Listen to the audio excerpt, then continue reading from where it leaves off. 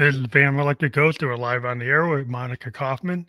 You're a financial professional, and Yes, we're going to talk about building financial defense first. And I want to thank you for being on the show today. How you doing? I'm well. Thank you for having me. Couple of questions before we get into your story that we ask any podcast guest. What motivates you, and why do you do what you do? So, on a personal level, I am married to someone who's had some very major medical challenges. And because of that, it has brought to mind to me w- the power of what money is and the power of real financial planning. Many, many years ago, I had somebody sit down with me, and when we realized that my husband had some medical issues, we got a life insurance policy. And when he was at his worst, what allowed me to go to sleep at night was the thought that if something happened and he didn't pull through, that we had that the kids and I had that, and that it was there. And when I went into financial planning and financial advisory about 20 years ago, I started to really understand the power of money as a tool, really just a set of tools in my hands. And the question was, what was I using it to build? And then what was I using it to protect? And so that's part of what drives me. I understand what it is to feel vulnerable, and I understand what it is. And I've watched people, I've had the privilege of watching people use money appropriately, but also trying to help people who wind up for a variety of reasons pretty vulnerable because they didn't prepare. They didn't build some defenses along the way. Yeah, so it's a good, like, you found a way to kind of look at your life and then kind of have a teaching moment for other people.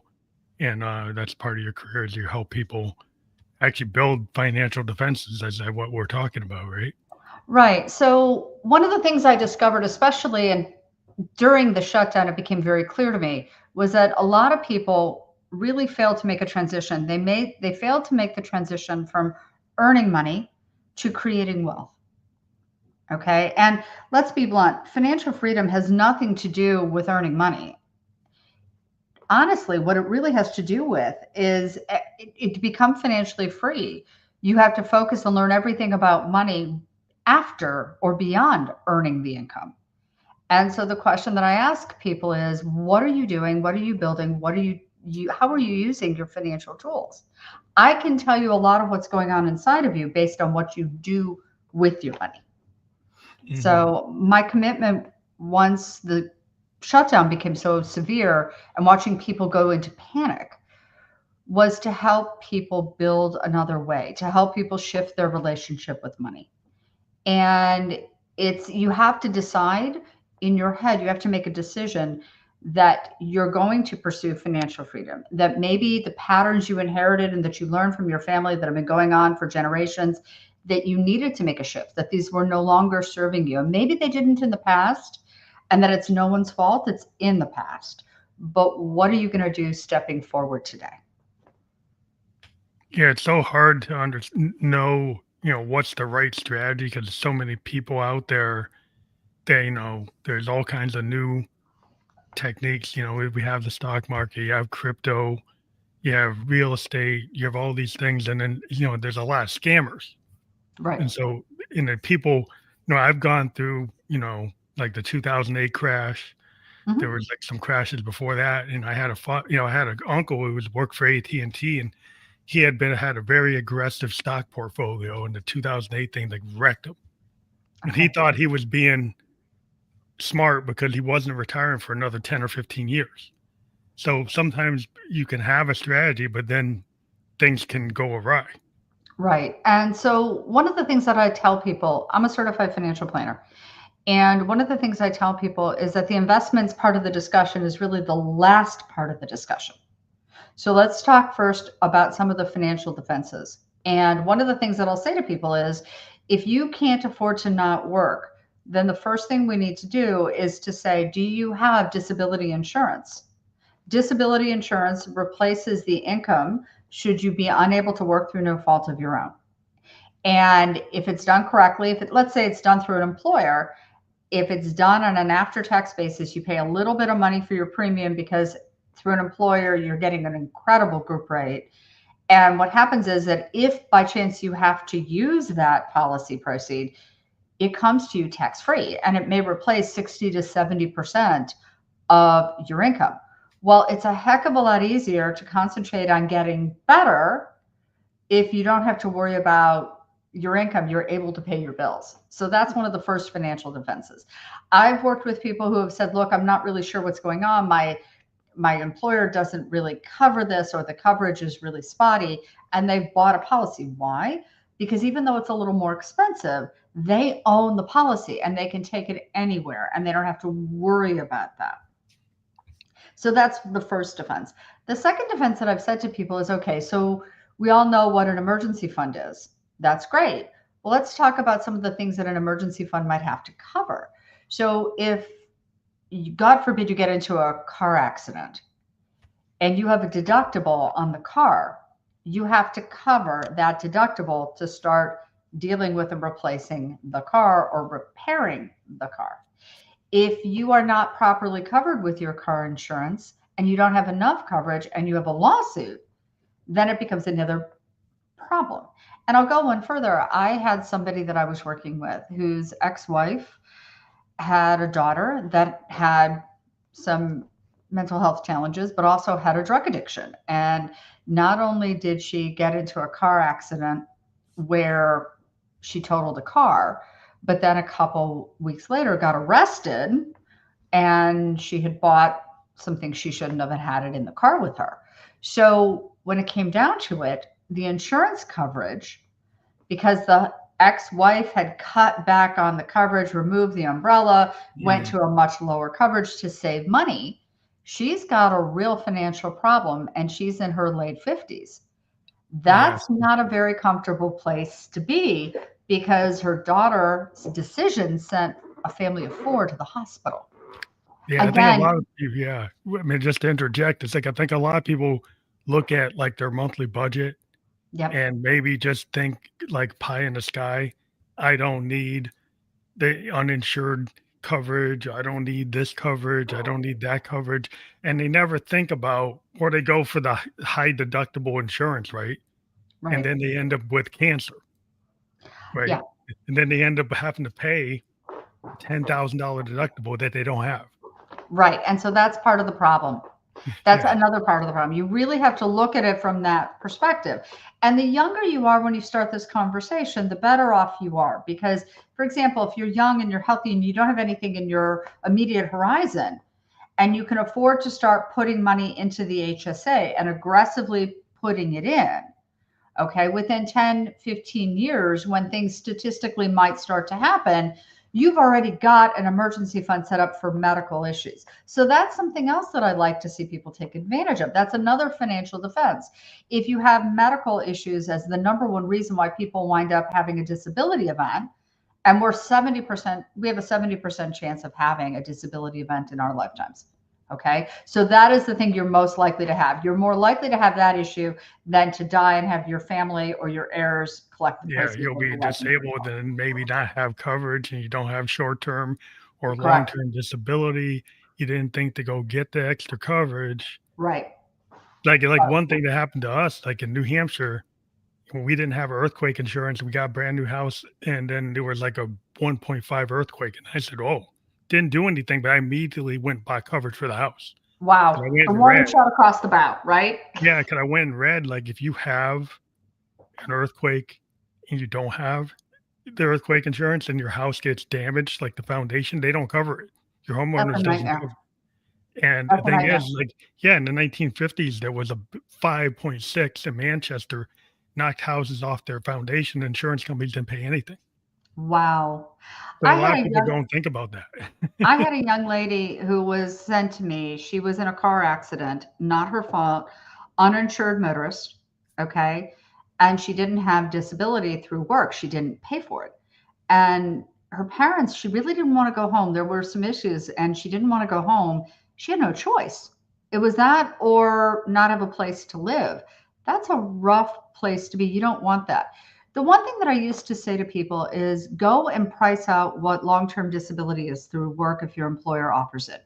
And the reason why I tell them that is like, look, you may discover that for the cost of one adult beverage per pay period, you could replace a large percentage of your income. Are you willing to give up one adult beverage per pay Yeah, period? And I said yeah. that to a couple of Understand. young professionals at one point, and they laughed at me. And then they called me back and said, oh, it's not one adult beverage. And I thought, oh no, it's going to be a lot higher. They're going to complain. No, it was one Starbucks beverage for a date. Okay. So But it you was can give that up. significantly less. It was a fraction of that. So of Yeah, course they bought it. But again, it's one of those things that if your employer offers it, and that's a here's the best no-brainer. part of it, if it's done correctly, the employer doesn't pay for it. Why do you want to pay for it? Because if you pay for it, when you get the proceeds, it comes to you without taxes. That's something else about insurance. Okay. Insurance depends on how you pay for it. If I pay for it with pre-tax money, if I'm trying to take a deduction, or if I let my employer pay for something like this, then I'm going to be taxed on the proceeds. Health insurance is different.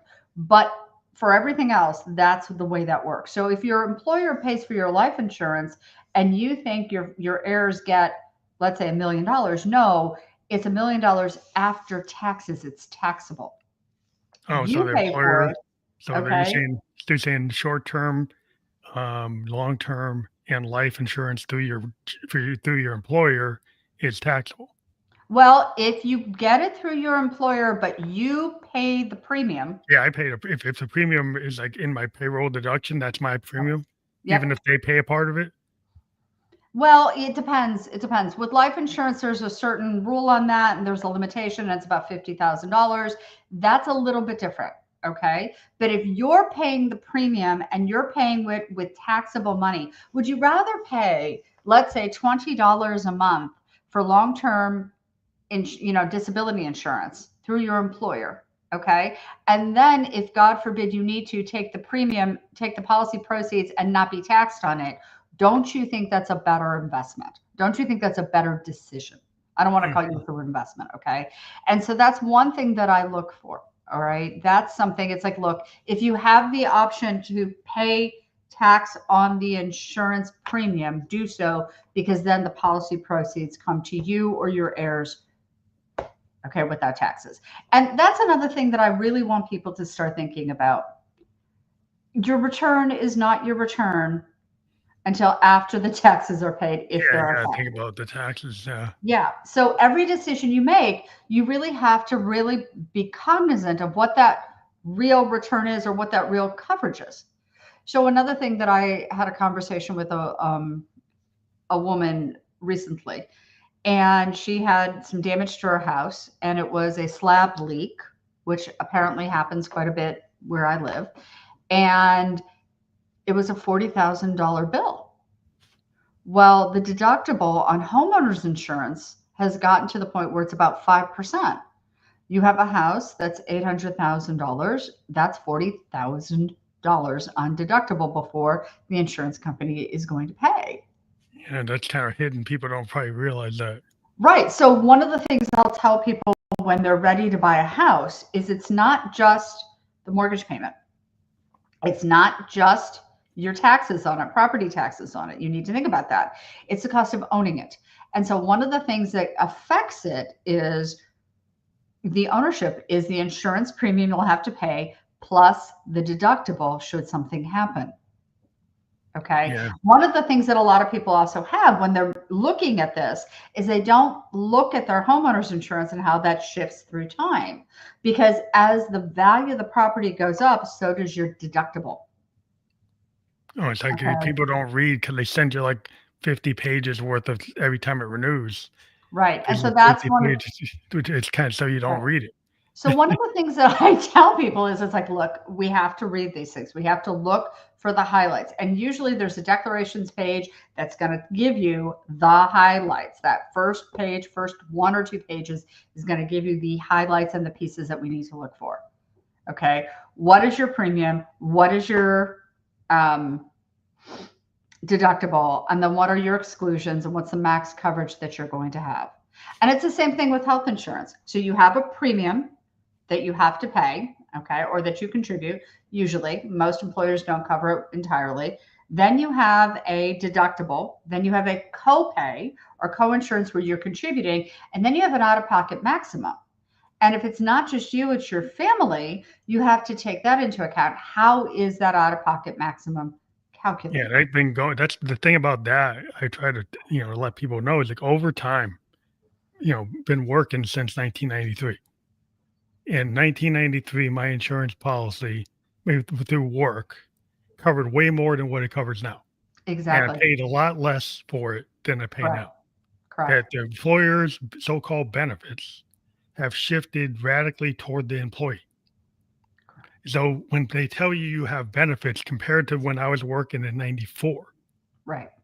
by I'm paying a larger percentage of my benefits and I'm getting Mhm. less income overall because they're shifting the responsibility to the worker. So in So that kind of that situation, what are you supposed to do as an employee? Well, and that's the whole thing. It's one of those things where you have to be aware of it. And that's where the emergency fund as a line of first defense really comes in, but you have to calculate it. So it used to be way back when that they would say 3 to 6 months that should be sufficient. Well, no, now we're thinking about if you're a homeowner, what's your emergency fund for the house? Well, it's got to be at least that deductible, right? Okay. So that's part of the calculation that you need to have on cash on hand. So an emergency fund is cash on hand. It is a cash holding. You're not going to make a lot of money on it, but you got to be able to liquid get out of it in less than 3 days, 1 to 2 days top. Okay. You need to be able to put your hands on that. All right. So that emergency fund is part of it. The deductible for your car, that's an issue.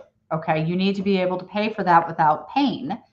And then the key is when you have an issue like this, is you pay the deductible, you pay for the issue, you recover, and then you take cash and you resupply and you reseed that emergency account, that emergency fund. So there's the deductible for the house, the deductible for the car. If you're putting money away in the HSA, that becomes the emergency fund for healthcare expenses. Okay. And then you have to look about replacing income for a period of time. And that's another calculation. So, one of the things I'll say to people is how long would it take for somebody with your experience and your salary requirements to replace your position should something happen? And that's a very, very, very tough question for people to face because they're like, why would anything happen? Well, okay, sometimes things happen. If things went south, how long would it take for you or somebody just like you with your experience to make the same amount of money? And that is a question of, you look at that and you say, okay, what are my expenses? What do I have to pay each month to keep going? Whether it's the mortgage, the rent, the taxes, the insurance, all of these things. And that becomes part of the calculation for the emergency fund. That's the financial defense. Now, when people get older and they get closer to retirement, or what I like to call when every day is Saturday, okay, I want people to fill that in. When every day is Saturday, I will blank. But as you get closer and closer to that, one of the things that I will encourage people to think about is expanding out of the emergency fund. Why? Because if something happens and you leave your job early, okay, or you retire earlier than expected, if we have cash on hand, we can sort of ride it out and we don't have to put undue stress on the investments. So, what it does is it gives us flexibility. If the market takes a downturn like 2008, which you mentioned, my clients back in 2008 that had cash on hand, had controlled for their debt, okay, and were close to retirement or in retirement and maybe had Roth accounts, were in a better position to ride it out and let their investments recover than people who didn't.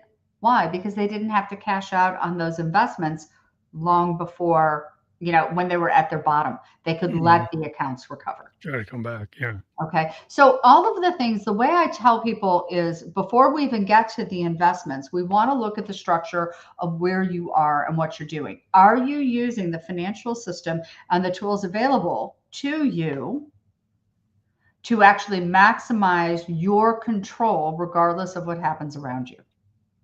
For Those this are the financial emergency systems. fund, I guess the question is like, How do you keep a robust emergency fund that doesn't get tax heavy? Well, that's the whole thing. If you're putting it in for cash, okay, and it's a cash account, what happens with that is you are a minimizing your fees and you're not making a heck of a lot in interest at this point. Okay. So the goal is not necessarily to earn a great return on it, although I don't like seeing people not earn money. Okay. That's the last thing on earth I want people to do, but I want people to understand something. Every account has a goal. Every goal has a time horizon, and time horizon has two parts in it. Okay. Time until the goal, time inside of the goal. And then every account and every goal has a risk tolerance. And the risk tolerance for your cash is extremely low. Hmm. When I need money as an emergency and it's an unforeseen thing, quite frankly, I need money. You need liquid. You may be able to get it. Like you don't want to have to take Immediately. 3 months to get it. You want to be able to get it like yesterday. Correct. Okay. And that's the whole piece of it. That's what the emergency fund is.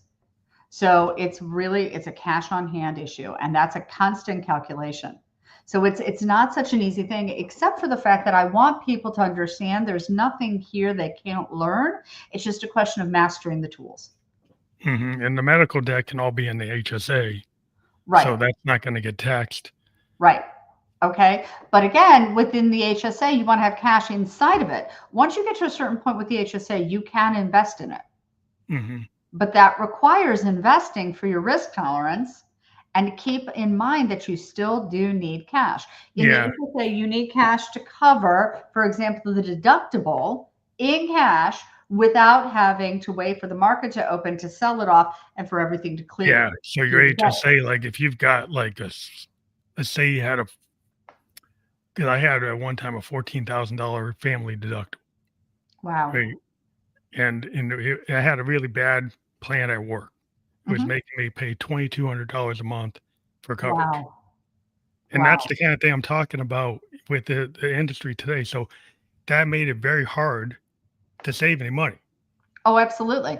because if you got to pay that, and then my wife ended up getting cancer, Oh my right? God. I'm so Then you sorry. end up having deductibles. So I mean, you can try to plan for stuff, but if your employer shifts the responsibility to you Yeah, it's and then awful. doesn't give you the money, I mean, that's the kind of thing like where I'm saying the employee in some situations is not being given as good a deal as we got back in '94 or Right. '95. And that's something that we all need to face. And that's really a conversation, slightly different conversation that we need to have. And it's just because things were promised to us doesn't necessarily mean that that's how that has worked out. So I'm so sorry. I'm so sorry. Yeah, I just saying sometimes there are situations where if you don't have like like you can have the best intentions to try to do stuff, but if like the way the marketplace is working for the worker and Right. the way the situation is working with the medical industry, like my wife got hit with maybe $500,000 worth of bills, and I had Oh, to come up with like 15,000 worth of deductibles. oh, That's not something that you anticipate all the time, or you might have thought your insurance was better than what it was supposed to be. But when, insurance tends to be something that until you have to do it, you might not realize what they're going to cover. So right. what you're talking about is really important because I've actually lived through it. And I now I'm in a better position. But what I'm saying is like sometimes like you could have kind of blue sky it and think you have coverage and think people are because I've got coverage through work. And then what they gave you isn't that good. I'm so sorry. I'm glad this is in your rearview mirror, but you're not the first to go through this and it's awful. And this is the thing that I tell people. It's like, look, I had a colleague who got sick at 33 and was dead by 36, a former colleague, and I had to go to a funeral. I had another colleague who got into former colleague who wound up in a motorcycle accident, didn't make it at age 26. So the reality is, unfortunately, these things happen. I have another client who is not expected to make it after, going through her own battle. I have so much respect for these people. I wish they were still here. And that's the piece. It's like it's not just death, it's illness, it's all of these different things that can happen. My colleague who died at 36, she was very, very sick for 3 years. And she had thankfully used the system to provide for herself, and there were others who helped augment it. A really rough road. And again, it's really a question of being aware as soon as possible and doing the best you can to use the system that you have in front of you to get what you need. Okay. I love it when when employers, yes, they offer a high deductible plan. They take it down as far as they possibly can with it. And then they help seed the HSA, that they contribute to it. I love that. And it's so much better than the other accounts, the FSA, because what the client can do, what the individual employee can do, is they can take that money with them. Yeah. Okay. And That's a I better. want them as much as they can to use that system. So use the HSA, understand and use the insurance properly. I'll never forget, I was talking to a former colleague and we were talking about car insurance. And he mentioned the level of coverage that he had. And I kind of looked at him and I said, wait, why? Why do you have just barely above state minimum? You know better. He said, yeah, I do. I just don't want to spend the money. I said, did you ask? Okay. He doubled his coverage for $12 more a month. Yeah, it's kind of a no-brainer because, like, if you like, I live around Boston, right, and Yeah. kind of famous for like uninsured drivers in certain sections, right, and just hitting you and then disappearing.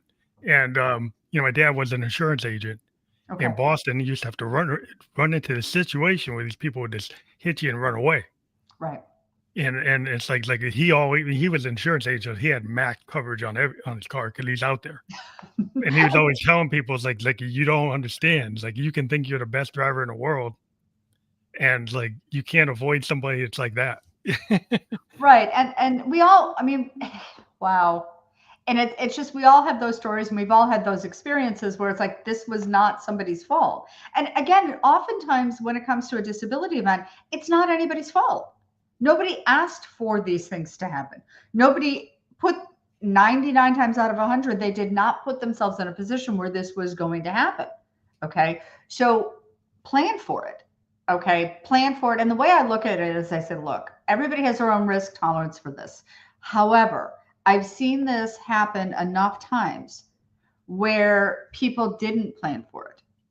And the other thing that I was going to tell you is it really isn't just about income. I've seen people with high incomes not put anything away, not control their consumption, defer it, put some of that money to work for them, give that money a job, okay, a goal. And because they didn't do that, when they wound up with a situation like unforeseen retirement early, okay, or illness, I've seen this over and over again where they've had a real problem because of it. Now, I know one case many years ago, I had a referral. I had two referrals right at the start of my career. One of them was a doctor and he had been married. He had children, quite a few children, and he wound up with a stroke. That really caused a problem. Thank God for the long-term disability insurance that he had. Okay. I also had another client that was referred to me, and it was a family couple that had a daughter who was born with several significant disabilities. Okay. And she was never going to be independent. When that happened, he sold his business and went to work running a business for a family of brothers who didn't like each other, so he ran the business for them. And his wife worked as a civil servant. Well, guess what? They had always made it. They had made the commitment when they first got married that one income would be, they would live off one income and they would invest the other.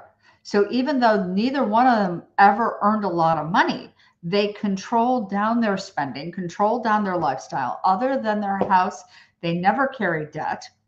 You would never look at their cars and think that they had the money they had. But when they retired early in their 50s, they had quite a bit of assets that rolled over. And they had that mindset. That millionaire next door mindset is very real. Yes, income helps. It absolutely helps. Earn as much as you can. Okay. Legally, lawfully, ethically, do what you can to make money. However, okay, it's not just about what you earn. It's what you keep at the end of the day and what you use to transition to build out your wealth. And it's how equipped you are, both mentally, because you'll never go anywhere that your mind hasn't gone first. It's how equipped you are to manage it and understand it, and how you use the system legally and consistently for your long-term benefit. Yeah, I think a lot of times people, we're kind of living in a consumer based, you know, mindset where people, their car represents like their image. Their clothes represent the image. The house represents the image. So like might have gone above what they can really do. Hmm. So if you get the McMansion, you get the Lexus, you get this, you get that. You're so much consumerism that even though you're making money, you're expending so much of that money that you're not really planning. Right. And if you're planning, maybe you're planning like with blockchain or Bitcoin, and it's like that might not be the best idea. And so like even your ideas are kind of like you're doing too many things that are high risk. Like if Right. everything's high risk and you're not having, everything, I'm a Buddhist, is about balance. So if Okay. you have like balance, like you have some things that could be high risk and some things moderate, some things what, so you have kind of a balanced life. And you Correct. don't go if you don't go to extremes, then you tend to do, in our perspective, you tend to do better, pretty well, because if you're running at the edge, then you kind of burn out. Right. Right. But it's again, thank you for mentioning the risk tolerance. When I talk to people and they say that they want no risk in their life, okay, that doesn't work either. And Yeah, especially when it comes to financial considerations, we can mitigate for risk, meaning I can turn around and say, all right, with risk, we can do a few things. And this is just life. You can avoid it. I can say that I'm never going to drive again. That doesn't work in my world. I live in Texas. Okay. That wouldn't work at all. You can say I'm going to avoid driving, or I'm going to, let's say I'm going to mitigate it, but I'm going to wear a seatbelt. I'm going to have a car with airbags. Okay. I'm going to drive the speed limit. Good luck in Texas. Okay. There are lots of things you can do to mitigate it. I can take the risk onto myself and not carry insurance. Well, that's not lawful in the state of Texas, so don't do that. Okay. You really have to think about it. What's the risk of driving? Is it bodily injury? So I can do different things. I can change my driving behavior. I can do those things. Is it the financial risk? Please don't violate the law. You need to carry insurance. Make sure it's adequate. But, okay, but I have to drive. So again, we have to pick and choose our considerations. Okay. How are we going to move? I mean, risk is something that we have to constantly be aware of. And one of the things I talk about in the Wealth Academy is understanding what risk is, understanding that when a financial professional talks to you, a financial advisor, one of the things we're going to do is we're going to actually ask you, how are you doing? What's going on in your life? What's changed? Tell me about you. Tell me about your family. Tell me about your job. Tell me about your business. Why am I asking those questions? It's not just because I like my people and I want to find out what's going on with them. I want to understand if anything has shifted their risk tolerance. So if there's something going on in their lives and it's presenting some red flags and some major challenges, then the first thing I'm going to think about is, are the defenses intact? And what do I need to do to shore up those defenses? Or do I need to be prepared for something to come up? Or the next question is there a planning issue that we need to address? Or the next question is beyond that is, then I'm talking to the portfolio manager and saying, okay, we need to talk to them about the risk they're carrying. And then you need to make some decisions along with the client about what's going on with their money and their investments. Again, that's another discussion. But one of the things that I really do encourage people to do is to understand your risk isn't carved into stone. Psychologists may turn around and say, no, your tolerance for risk is established in your childhood. Not necessarily. From a financial professional stand of view, I need to know what's going on, because there are going to be times when you're going to be much more comfortable with risk and times when you're not. The closer you get to retirement, not so much. But yet, on the other hand, if we're not investing in different asset classes, and if we're only taking a zero risk approach or a very low risk approach, you run the risk of running out of money, okay, throughout the rest of your lifetime. That's another thing that I hear from people. They're like, "Oh, I'm not going to live past 80." Okay, well, statistically, I can't plan for that. We need to actually understand that unless you have something currently within your own medical issues, okay, your medical history and your track record, I need to plan statistically for you to live between the ages of 95 and 99. Hmm. Okay, the objective is to make sure you don't outlive your money. That's part of it. Okay, one of the things I'll talk to people about is, how much can you deplete from your portfolio? That's another conversation. But again, it's all about the risk tolerance. It's all about understanding it. And from the Academy's point of view, we're not going to talk to you about the individual investments. What we're talking to you about is literally learning how to understand the system, manage the system, and develop instincts over time. Confidence can't be taught, but I can walk you through and help you learn the knowledge, process it through over time, shift your mindset so that you develop confidence and the instincts so that you can make decisions as time goes on. And that as your wealth grows and that as things happen, you can make decisions from a position of knowledge and confidence and instincts and be able to hang on and have the tenacity. The defenses give you the tenacity to hang on to get to where you want to go and ride out any turbulence you have. Seems like your focus on the defenses is a good strategy, and I haven't really heard a lot of financial planners focus on that as much as you have. The way Um, I look at it is, okay, there's a phrase, if any road will get you there, you have to decide where you're going, or else any road is going to get you there, and you may not like where you're going to land at the end. Okay. So I want people to choose a destination, and then I want people to get really, really honest with themselves. Where are they right now? And how badly do they want to go where they say they want to go? Because then what we can do is we can build pathways from work backwards and figure out what we need to do and where we need to shift. But again, it's how badly do you want it? And when I think about the defenses, I think about this. When we talk about resilience, what does resilience mean to you? I think like well, I'm a cancer survivor, so resilience to me is actually being able to get up every day. Mm-hmm. Because I'm at age 27, I had a level 3 sarcoma. Oh, So wow. I have a different perspective. Like knowing that my life expectancy is not at the top.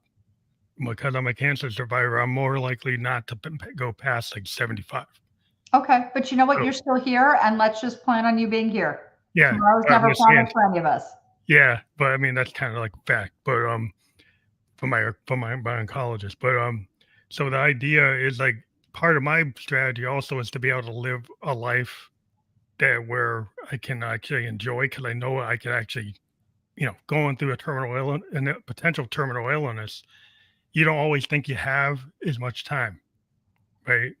So part of what done is like, I ended up living in Japan for 2 years. That's awesome. So I started to do things that maybe I would have thought, well, maybe I shouldn't do that because I like look at me, time is important to me, might be more than money. So it's like in Okay. terms of like being able to experience certain things in my life, like more in the next 5 years than 20 years from now because of certain mindset. But that's like given where you are. Like you have to kind of know who you are, what you are, where you are in your life, what your medical condition is, to decide what your risk tolerance is, what you're going to do, and Exactly. what you're going to be. So Because the sometimes, way, you don't always have as much time as you think you well, I'm glad you're here. And quite frankly, tomorrow isn't promised for anybody. And that's something, I mean, it's a very weird feeling when you realize that colleagues that you help train and who are younger than you are no longer with you. Okay. So for me, that's been a real lesson. Tomorrow's not promised. But I love the fact that you're a survivor. Okay. I really do. And I respect it. And I'm so glad you're here. But I also have to tell you that I think your definition of resilience is perfect. Resilience is getting back up. When you've gotten knocked down, it's getting right back up. Okay. And getting back up to start point. And the fact that you kept getting up each day and you put one foot in front of the other is exactly the image I want people to take. That's the lesson. Okay. And financial resilience is the same thing. You get knocked down, you get right back up. All right. You wind up being sick, not being able to work for a couple of years, you then come, or a year, you come back up and you restart your life. You don't get to the point where you've been financially wiped out because of the disability insurance and because of the medical emergency fund of the HSA. You turn around and you're back up to starting point. You're able to move forward. You're not back in a hole. You haven't been knocked down. But the advantage is that's resilience. Anti-fragility is something different. Anti-fragility is where you take the stress and the pain, or when you think about it, sort of the spiritual fire of whatever you've gone through, and you allow it to forge you into something stronger. And so one of the things I'll talk to people about is when we do our program, the framework is psychologically gratitude, resilience. What do you need emotionally and mentally to be resilient? But then also, what do you need strategically and financially to be resilient, to get back up those financial defenses? And then the instincts, which I've talked about, learning the system, learning how this works, understanding your emotions, understanding your thought process with money, making those shifts so that you can actually, and living those shifts so that they become healthier patterns, become your fallback position. And then the tenacity is the ability to hang on, to hold on. All right. That's that structure with it. That's that grit. Anti-fragility comes in at that point when you say, okay, there's turbulence in the market. I'm in a position where I can take advantage of it. I see certain things that I can take advantage of. Okay. I'm in a position where financially I can use my structure to advance myself and my family even forward. Okay. And that's where I want people to go. I want them to become so comfortable with the system and develop those instincts, the tenacity, the resilience, and the gratitude, that positive attitude, that belief that they can move forward, to be able to become anti-fragile, to be able to be like people that I've seen, regular people who had incomes you wouldn't think would generate the wealth that they've built. Because they had the framework down, they were able to build it out. And I've seen it happen. I've seen people do it. So I really want to encourage people to think that they can do it, as opposed to being convinced that they cannot. Well, I What think do if you you? think, yeah, if you think about like just being smart about money is we're such a consumer or oriented society, but like when you save at any level, if you start making that part of your DNA, right? If you Mhm. start saying, I should set aside this for this, my Right. rainy day fund, my emergency fund, my college fund, my retirement, you start thinking about not Yep. just like, what am I going to buy today? Yeah. Like, what vacation am I going to go to? Like, you spend all your money going to Europe or going to France or going to Miami or doing these, but like, would it be, not that you don't want to experience life, like part of it, I think, is like time, right? Mhm. So, to me, I might not, I have a day job, I'm in software design, but I make sure I have enough time to do my podcast and do my music. I'm a musician, I'm a producer, I have other things out in my plate, I wear other hats. So, to me, having time to do music or podcasting or art is important to me, right? And I actually would rather actually set aside time to do those things than I have my other thing to make my money. See, but that's the whole piece of it. What are you willing to give up? What are your priorities? And that's why I ask people, how badly do you want it? You want your time to do the things that matter to you. And so you're willing to give up other things in order to do those things. So, the podcasting is important, the music is important, the production is important. All of those things are important enough for you to give time to it. Time is the one resource we're never going to get back. So we have to make the most out of it. Okay. And that's the piece of it. We need to not take any piece of it for granted. What am I going to do with my time? What am I going to do with the gifts I have in front of me? And time is the biggest one. So I love your attitude, and I think it's ideal. And in economics, we talk about opportunity cost. So to, if I choose to go out for dinner, I'm choosing to give up all the other things I could use that money for. Okay. If I'm choosing to invest in my technology, what am I giving up for that? I'm giving up maybe discretionary income. Maybe I'm giving up buying something, whatever. Okay. But for me, if I'm investing in tools that I can use to, let's say, participate in a podcast, okay, do my work, interface with other people, if I'm investing in software that helps me deliver my program, that's an investment because I'm using it to build something that will pay me and will provide. Yeah. It's an Okay. investment. Like if any artist is like you invest in your equipment, like your piano, your guitar, your amps, like all the stuff. Like in order to play to write the music, you have to have this. You have to have your instrument, and then you Right. have to have. So there's a podcast. I got the mic, the cameras, I got the computer, I got the services, I got stuff to do SEO. I have to. There's certain things I have to have Right. to do what I'm doing, and it's an investment. But over time, what happens is like your podcast gets a higher ranking, you get more guests, you get more, you get more opportunities. Other people find out about you. You get more, you just it ends up being this kind of Rolodex opportunity. Like every podcast you do gives you another opportunity because somebody might have listened and then suddenly they come to you and they want to be on the show. So That's you awesome. keep on getting bookings because you made the investment. So it Right. becomes like suddenly you went from 4 bookings, 4 years ago a month to 20 bookings a month. You That know, is awesome. so You've earned if it. you yeah, so that's what you do because it's like you got to take the time to show up. Like my grandpa's a coal miner. He's like, every day I got to show up in a mine because that's Right. what I got to do. It's like I always took that as like he was a hardworking guy. Like every day he showed up and he, took care of 9 kids. That's Um, amazing. so I mean that to me was like the work ethic. So Hmm. you put the work in and things will happen. And so like it's like putting the work in, doing the job. If you show up, you'll get dividends just from doing that investment of your time. See, and that's the piece that gets to me. That's what an investment is when it comes to time, and you're investing in your skills and you're investing in your trade and you're investing in all the different things you do. And that's so critical.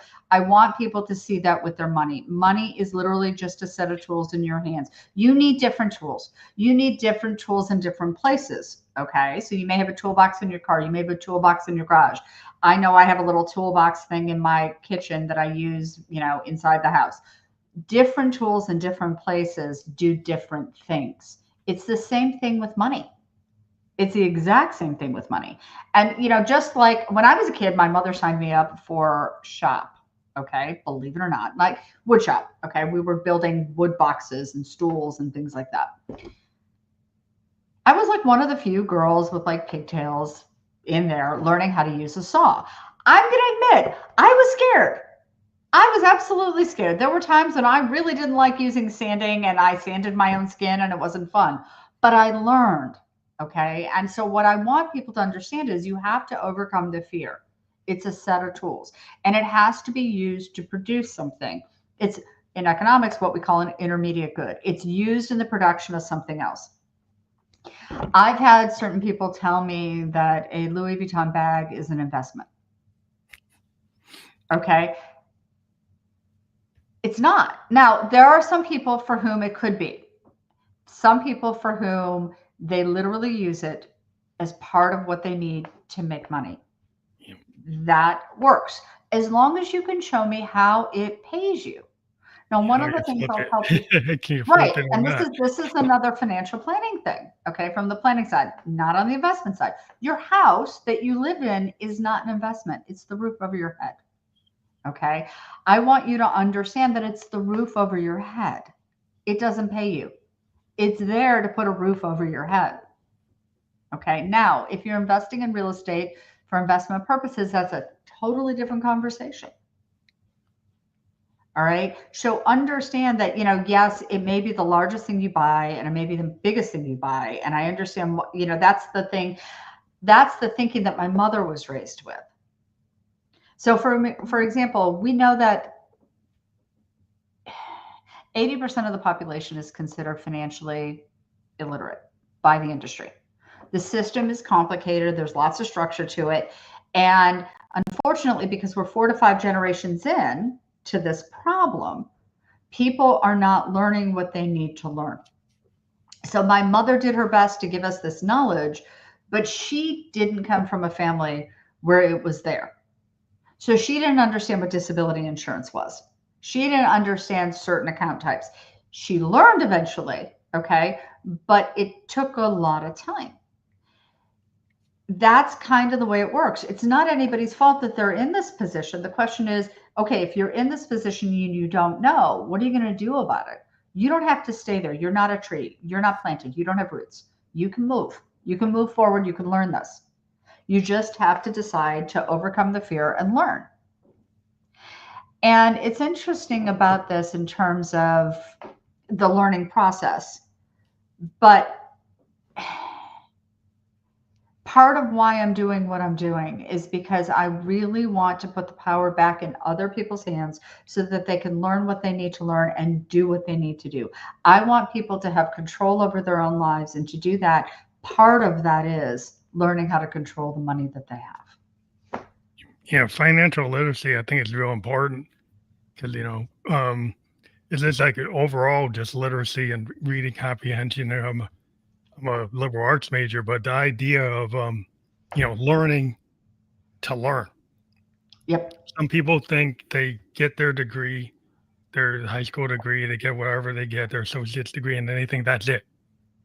And the thing is that the world we live in, this kind of AI, automated, robotic future world, is dependent on people who are critical thinkers Mm-hmm. and people who actually are kind of not what we were trained in school. I mean, our schools were trained for agricultural and factory workers.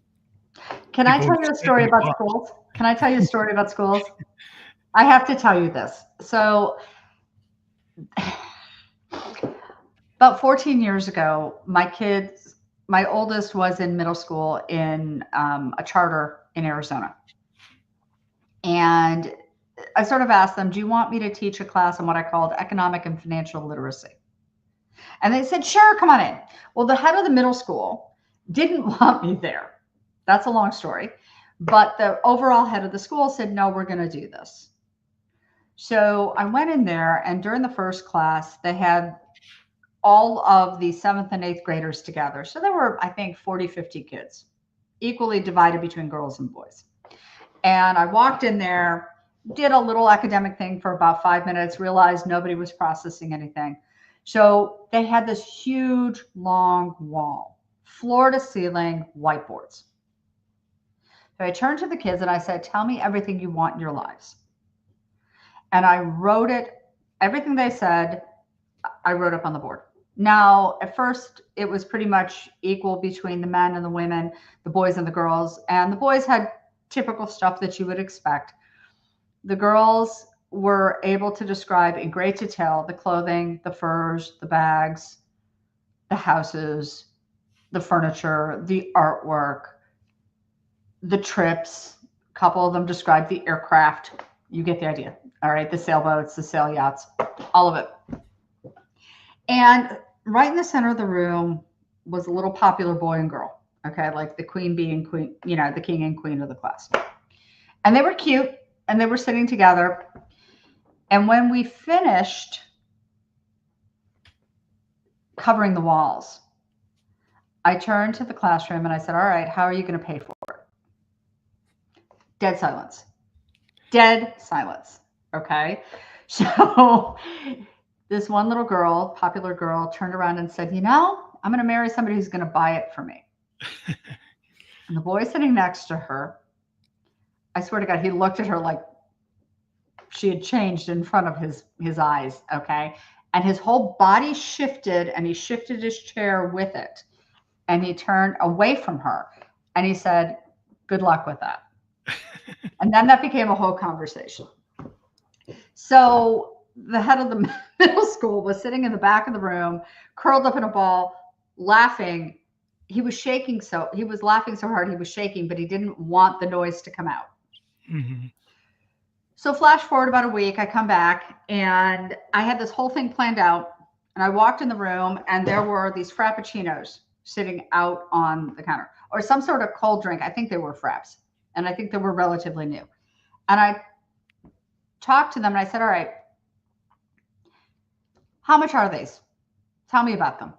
and I think they were like $4, and they were talls. They were very not tall, like they were big Hmm. servings. And I turned to the girls and I said, "Tell me about these." They told me they're like $4 or $5. I said, "Okay. How much did it? How much did your parent? Did you pay for this yourself? Did you earn the money to buy these, or did someone give you the money?" Now, some of the kids worked and had babysitting jobs, but they were not the ones with the frappuccinos. Hmm. Okay. By and large, the girls who didn't work were the ones who had the fraps. And I said, "Okay, so how much money did it take for your parents to give you the money to buy the frap?" They said $4 or $5, whatever it was. I said, "No, no, no, no, no. Let's talk about those. There's federal tax, there's income tax, there's employment tax, there's Arizona state tax, income tax, there's sales tax. How much did it cost?" And they looked at me dumbfounded. Then it got even better because I turned to them and I said, "All right, is this a necessity? Is this a want or a need?" They had never heard that phrase before and had never heard the question, never thought of it that way. I said, "Okay, let's explain. Let's go a little bit further in this. The roof over your head, that has to be paid for first. Transportation that your family uses, including gasoline, power at home, water at home, okay? Things to keep the house clean and safe and put together. The clothes on your body, the shoes on your feet, the food you eat. Then there's this. How much money does it take for your parents to have the $4 or $5 that they can give you so that you can buy that frap?" Absolute dead silence. I can't tell you how many of the parents thanked me for that. They thanked me for actually walking the kids through that. And so many of them didn't have the education formally to be able to do that with their kids. And so they didn't feel confident doing that with their kids. And that's part of the educational process. Now, I don't know that I think it's appropriate for the teachers to do it. I think it's unfair. I think we put too much of a burden on the teachers, but we do have to find a way to get this into the hands of kids and people as young as possible. Yeah, I think we just like with civics, we people need to know how to be like citizens in terms Mhm. of like social etiquette because of all the going on, the bullying on social media. So I think people like along with like financial literacy and just like being a somebody who's a citizen that's like understands like you're in the community and Right. there's certain things that are like social etiquette, right? And then financial responsibilities. Because a lot of times, like we're just given all these messages Yeah. from coming all over the place, all this noise, and then people aren't getting any kind of compass to understand that like there's kind of like a balance. Like I said, there's a balance, and Right. a lot of people are kind of maybe too far to this side, too far to that side, and they're not getting the full picture of So everything they need. when I started on this journey of creating the programs that I've created, I had to sort of map this out. And what I mapped out was an image. And it was okay. I believe that we are created to be responsible. What does that mean? We are able to choose how we respond. I apologize for my crazy barking dog. But the point is, at the top of that, okay, we are created to be responsible. How does that manifest? It manifests in our physical body, how we take care of ourselves, okay? And health and how you take care of yourself physically and physical training, that is really a great framework through which to view everything else.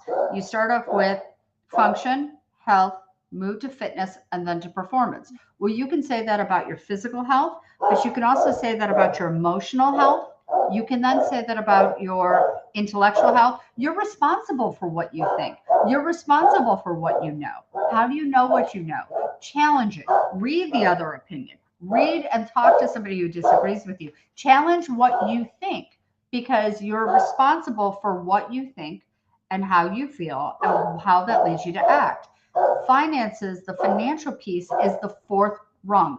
So there's like four corners on this pillar, okay, that really affect your ability to choose your freedom. We were created to be free. Freedom is a flip side for responsible. So when you choose to be free, you choose to be responsible, you choose to be independent of other people's control. You're making the choice.